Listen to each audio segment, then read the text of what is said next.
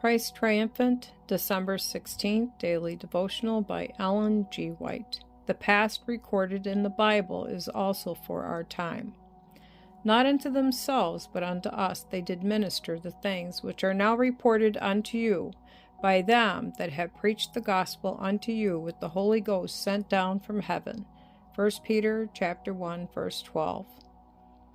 Never are we absent from the mind of God. God is our joy and our salvation.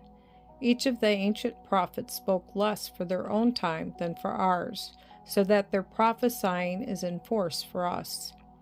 The Bible has been your study book. It is well thus, for it is the true counsel of God, and it is the conductor of all the holy influences that the world has contained since its creation. We have the encouraging record that Enoch walked with God.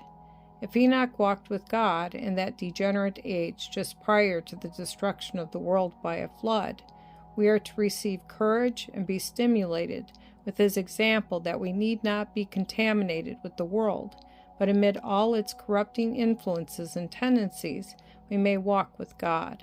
We may have the mind of Christ.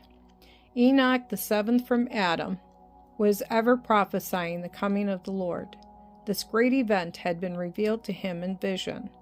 Abel, though dead, is ever speaking of the blood of Christ, which alone can make our offering and gifts perfect.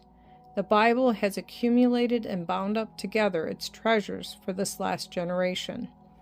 All the great events and solemn transactions of Old Testament history have been and are repeating themselves in the church in these last days. There is Moses still speaking, teaching self-renunciation, by wishing himself blotted from the book of life for his people, so that they may be saved.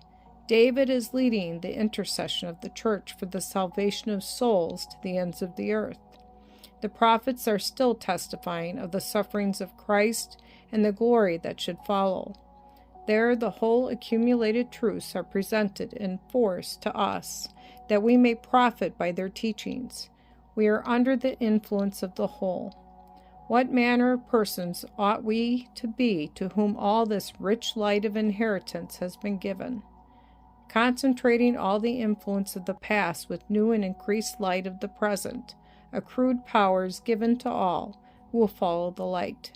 Their faith will increase and be brought into exercise at the present time, awakening an energy and an intensely increased earnestness and thorough dependence upon God for his power to replenish the world and send the light of the Sun of Righteousness to the ends of the earth.